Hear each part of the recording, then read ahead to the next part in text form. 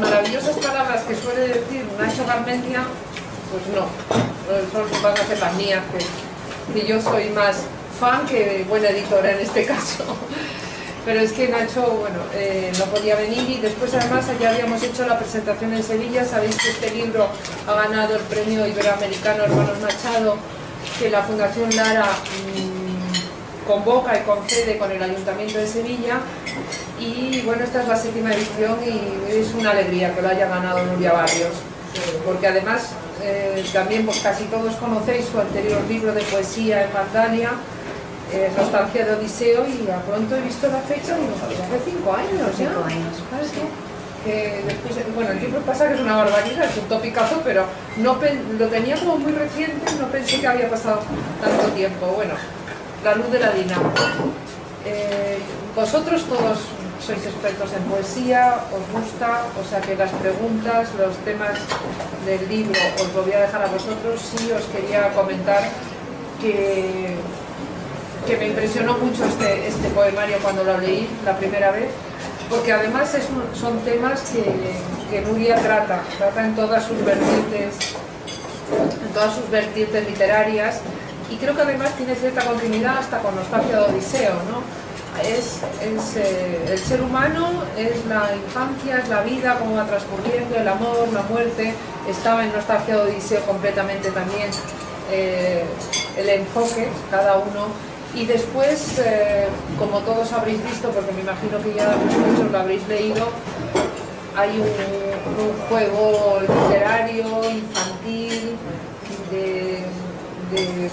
de rememoranza de las canciones infantiles, que me parece uno de los logros más estupendos de este libro.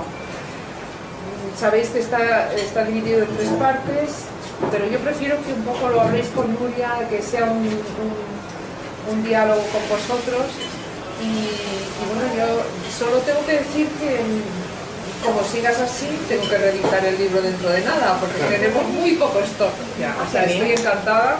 Hombre, acaba de colocarse, pero bueno, me hace mucha ilusión, y creo que si sigue al ritmo que está saliendo de ventas, pues tendremos que reeditar, vamos, en 1 o 2 semanas unos pocos más de ejemplares, porque la verdad es que ha tenido muy buena acogida. La acogida vuestra ya la veo, y también en Sevilla, y seguiremos promocionándolo porque merece la pena. Además es un premio que nos gusta mucho en la Fundación. Tiene un nombre de los hermanos Machado, como habló Nuria en la presentación en Sevilla, que bueno, como que te guía un poco hacia una poesía, ¿no? una excelencia.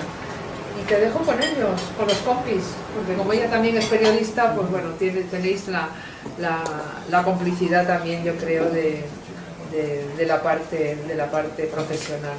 Y si quieres decir un poco algo del libro, te vayan preguntando lo que tú quieras. Bueno, si quieres, bueno, muchas gracias a todos por venir. Solamente por hacer mención al premio. Bueno, primero quiero decir que el premio a mí me ha hecho muy feliz, pero ya el hecho de estar publicado en Vandalia, el formar parte del catálogo de Vandalia, eso ya es un premio, porque esta colección de poesía que están haciendo la Fundación Lara es una joya. El premio de los hermanos Machado tiene además otro guiño que mencionaba ahora Ana, y es que los hermanos Machado dieron mucha importancia a la sabiduría popular, a las leyendas, las canciones, la historia oral, las coplas, y todo eso venía aprendido de su padre, que era el gran Demófilo, que es uno de los expertos más importantes en folclore popular español y en flamenco. Yo ese eco de la sabiduría popular lo busqué en el poemario, mediante el uso de las canciones y los cuentos infantiles.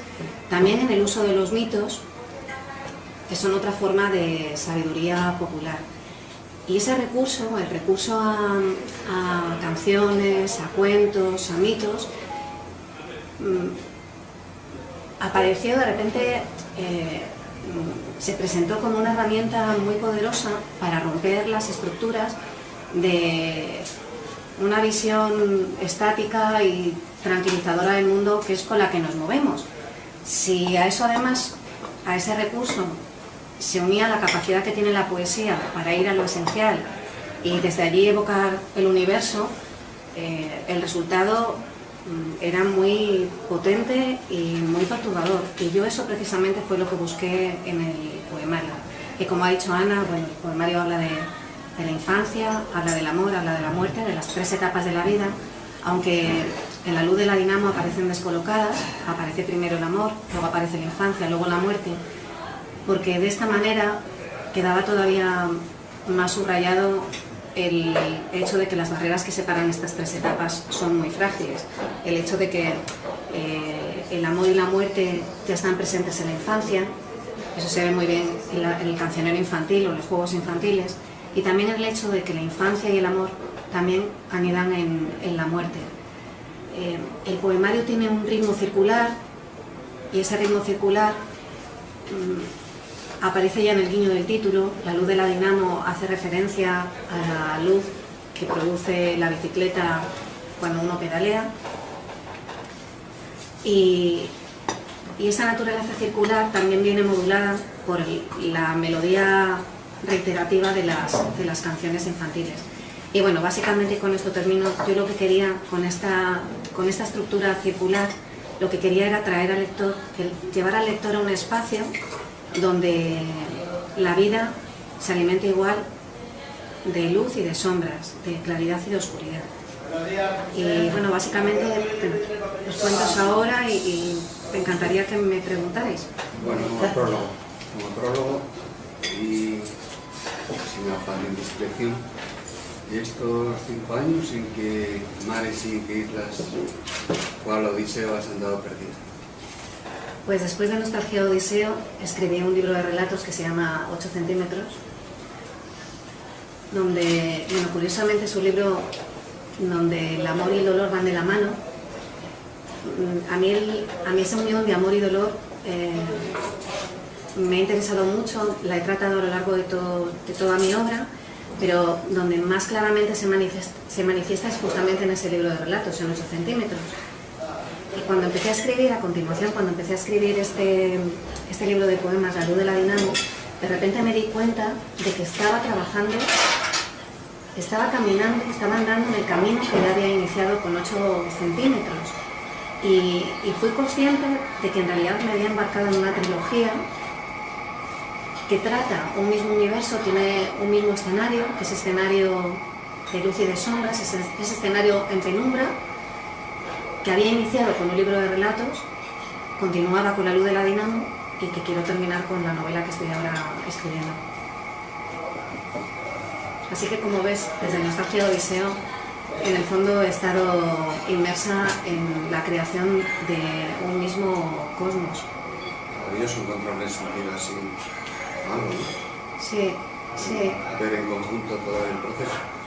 Bueno, para trabajar a mí me resulta muy útil. Yo, una vez que encuentro el cauce, trabajo mucho mejor, porque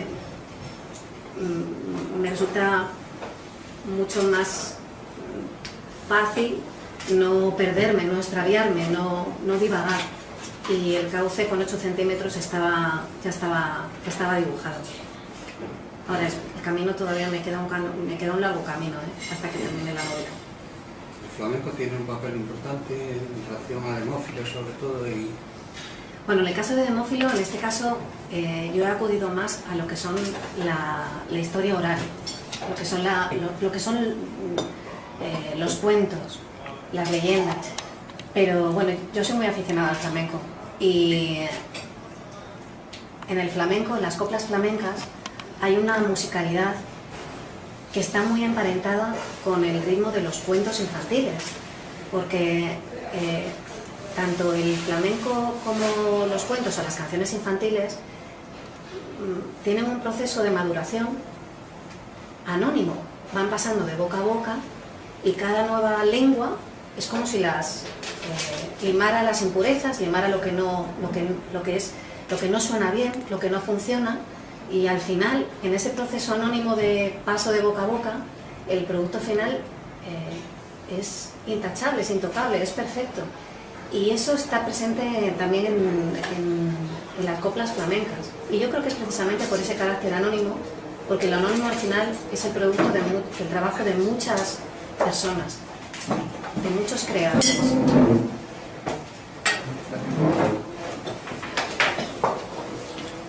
La impresión general del libro que me ha dado después de leer, aparte de todo lo que ya has dicho, que me parece estupendo, es que, vamos, la huella personal es como todos vamos construyendo nuestra identidad entre el sueño y la realidad.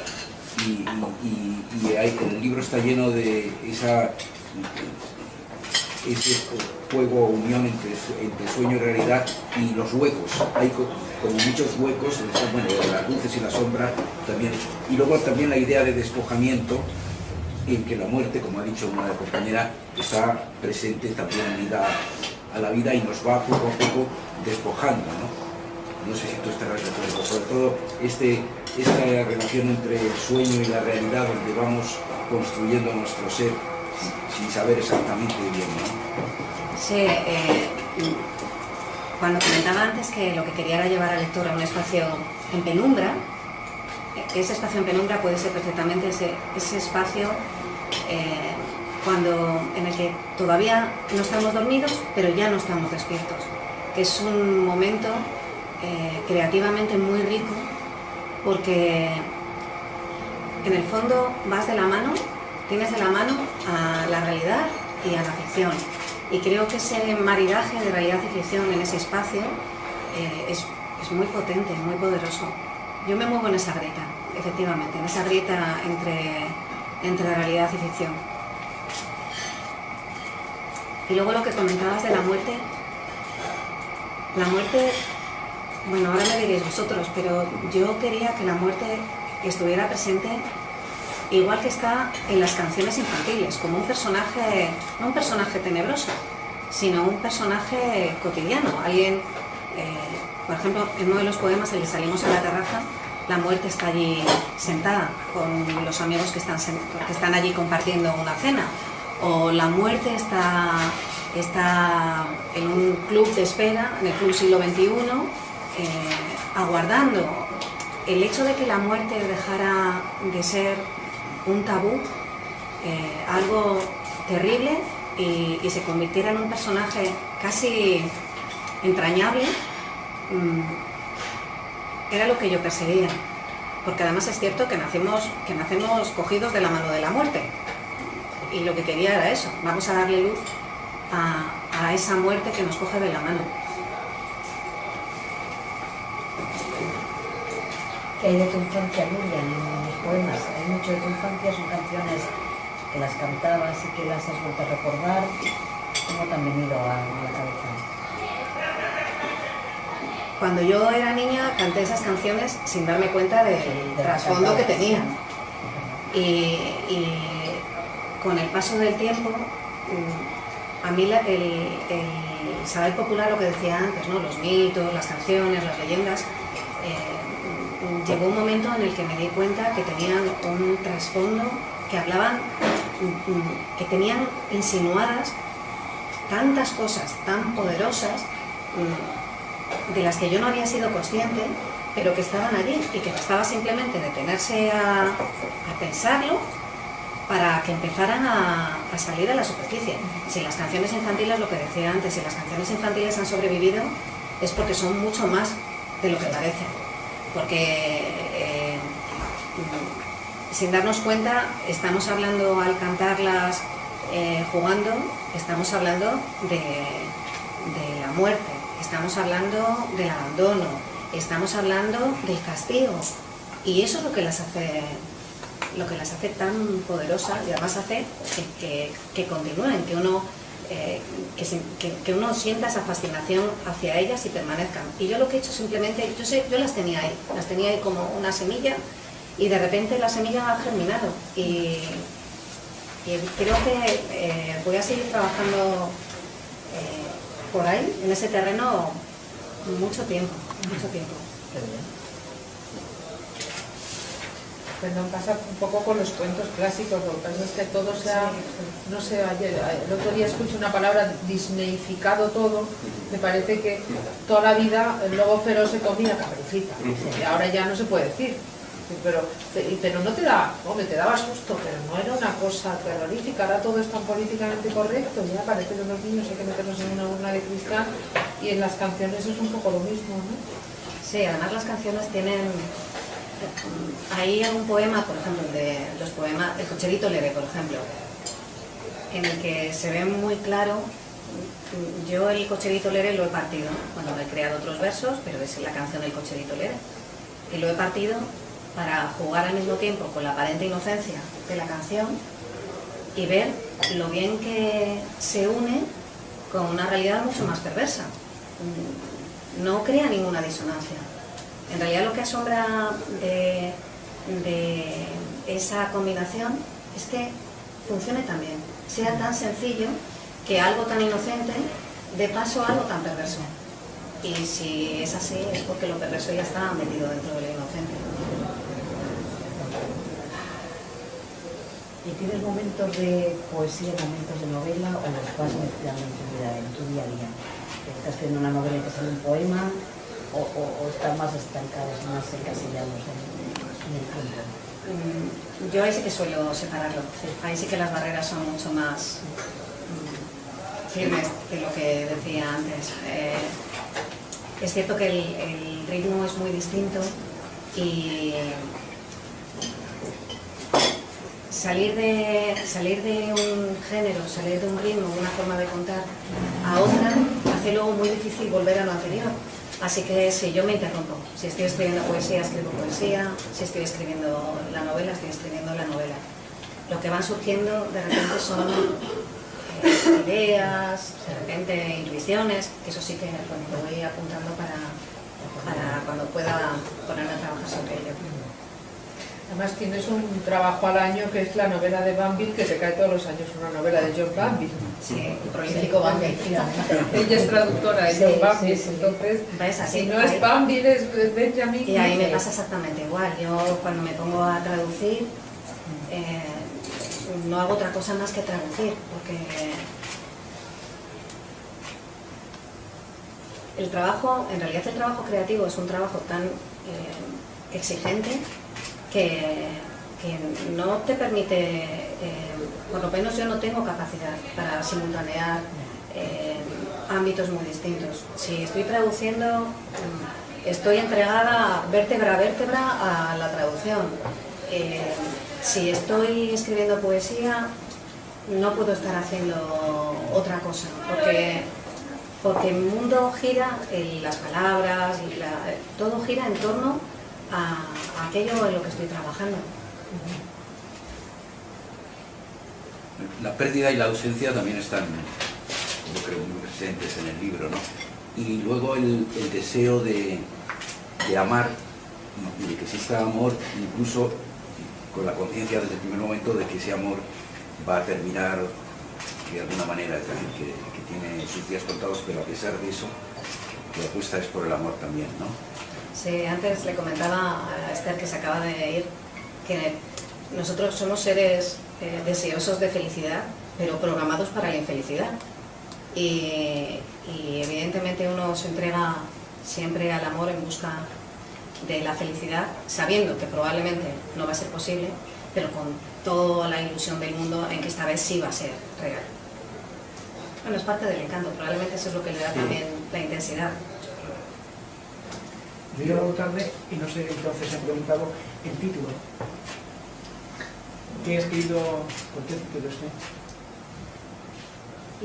Porque el título, todos los que hemos montado en bicicleta por la noche, sabemos perfectamente, identificamos perfectamente la luz que proyecta la dinamo, que es una luz muy temblorosa, muy tenue, muy vulnerable, y tiene un efecto muy mágico porque uno avanza en la oscuridad creando, a través del propio esfuerzo, creando un túnel de luz, pero vas abriendo el túnel de luz y progresivamente vas dejando atrás y a los lados la oscuridad. Es como si vas alternando luz y oscuridad, y me parecía que creaba el ambiente para todo lo que yo iba a contar a continuación. En realidad La luz de la Dinamo yo creo que fue la puerta para todo el poemario. Llevaba tiempo con esa imagen de esa luz tan peculiar, tan poética en la cabeza, y a partir de ahí todo empezó a tomar cuerpo. A veces es así, a veces los títulos son lo último, a veces los títulos son lo que propicia todo el resto. ¿Traducir a Bambi te aporta algo a nivel de lo tuyo? Al principio me pareció, cuando empecé a traducirle, porque es verdad que es un autor muy prolífico, porque cuando no es Bambi es Black, y al final cae un libro o 2 libros al año. Él escribimos muy distinto. Y al principio aquello, ver que éramos tan distintos, me agradó, porque cuando tienes que meterte tan dentro de la obra de otro autor, corres el peligro también de sumergirte, de que tu misma voz se tiña de la voz del otro, porque estás entregada sin barreras a la voz del otro. Como éramos tan distintos, parecía que ese peligro estaba salvado. Pero con el paso del tiempo, y después de muchos libros traducidos, me doy cuenta de que efectivamente nuestros estilos siguen siendo muy diferentes, pero yo he aprendido mucho de él. He aprendido, por ejemplo, para la prosa, he aprendido a conceder importancia al paisaje como un personaje esencial de una trama, a que el paisaje sea quien modula la afectividad, el suspense, el clima emocional de un relato. Y eso lo he aprendido de él. Es muy anglosajón. Sí, bueno, muchísimo. Eso es típico. Está en la de los literatura anglosajones. inglesa y irlandesa, vamos. La americana también, ¿no? Es que es muy anglosajón el paisaje. Sí, no es tanto nuestro, por lo menos no es tanto nuestro el tratarlo de esa forma. El que de repente se convierta en algo más que un mero decorado, que sea un elemento básico. Y cuando ves lo bien que funciona, cuando te das cuenta, además, lo bueno de traducir es que el mejor lector es el traductor, porque estás viendo toda la trama de la construcción. Entonces, cuando estás ahí viendo los hilos del relato, también te das cuenta del funcionamiento, de cómo puedes tú también utilizarlo. No, para mí Bambi ha sido un regalo, ¿eh? Estoy muy contenta de haberme encontrado con él. Y él está encantado, ¿eh? Eso lo digo yo ya. Creo que está encantado contigo, ¿no? Sí, eso me dice. ¿Pero lo dijiste tú o te dijeron? Me eligieron a mí, me eligieron a mí. Me imagino que como escritora está más cerca de Bambi que de Black, ¿no? No te creas, porque yo creo que lo que le ha pasado a Bambi es que como escribe mucho más Black que Bambi, porque Bambi escribe a lo mejor una novela cada 3 años, cada 4, pero escribe un Black cada año y a veces 2 Black al año, aunque no se le publique aquí 2 al año, no se les distancien un poco las publicaciones.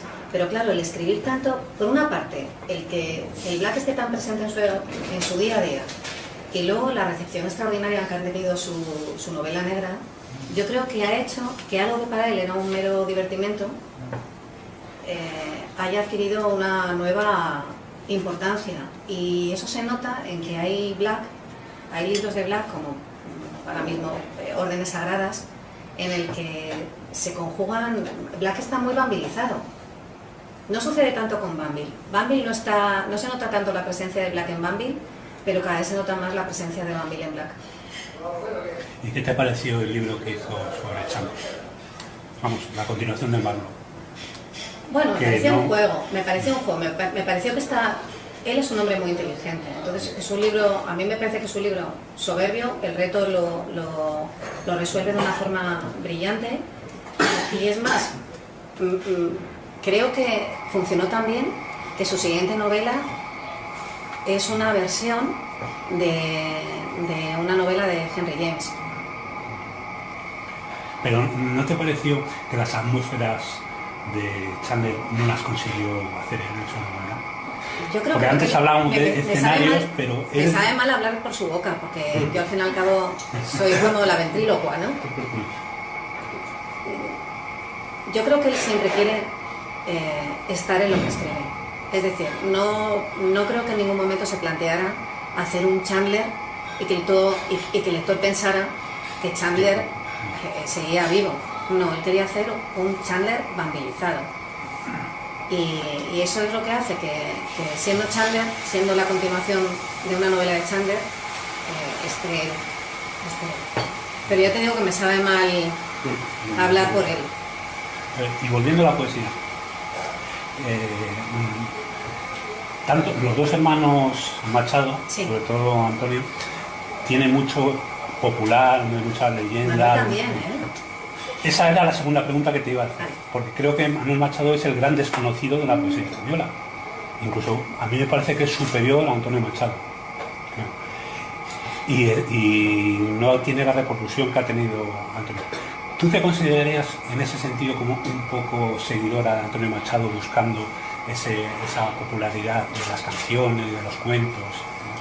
Si me tuviera que considerar seguidora de alguien sería del padre, sería de Demófilo. Porque los dos, tanto Antonio como Manuel, en la poesía y en el teatro que escribieron juntos, ellos beben de su padre. Así que si tengo que beber de alguien es de Demófilo, que fue quien puso de relieve el poder que tenía el saber popular. Yo creo que también hasta en Nostalgia de Odiseo, que tú coges los mitos de la Odisea y Penélope, estás también jugando con la tradición también oral de lo que viene, bueno, de lo que es la civilización occidental, ¿no? Que te gusta también buscar unas raíces, a lo mejor muchas veces son muy de adentro, creo, y otras veces pues es por tu propia formación, ¿no? Sí, al final los mitos, con los mitos y con los cuentos o con las canciones infantiles, es cierto que cuando funcionan bien son como un espejo.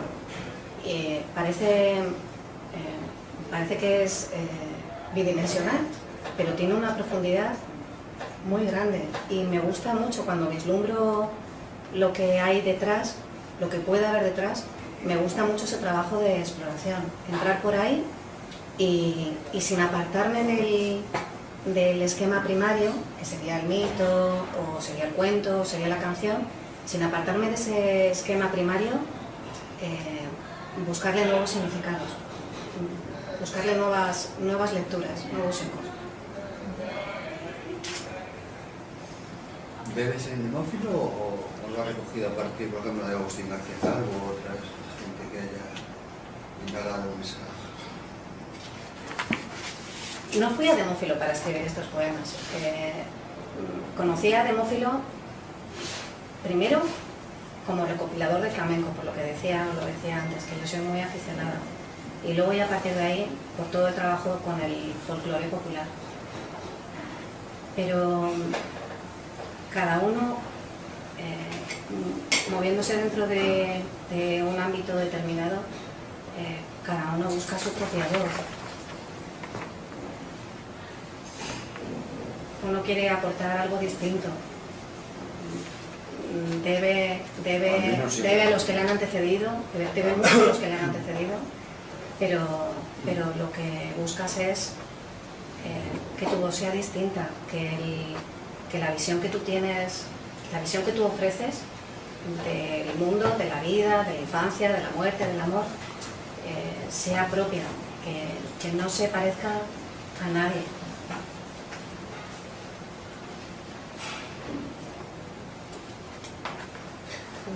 ¿Ves uno?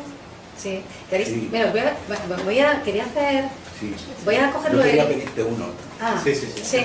¿Te lo quieres tú pedir? ¿Peticiones del oyente o quieres a ella? Como la No, rabia, ¿no? Como la que dice ella. Ah, vale. Pues mira, como os he hablado antes del cocherito Lerén, lo voy a cantar y contar. Ah, qué bueno.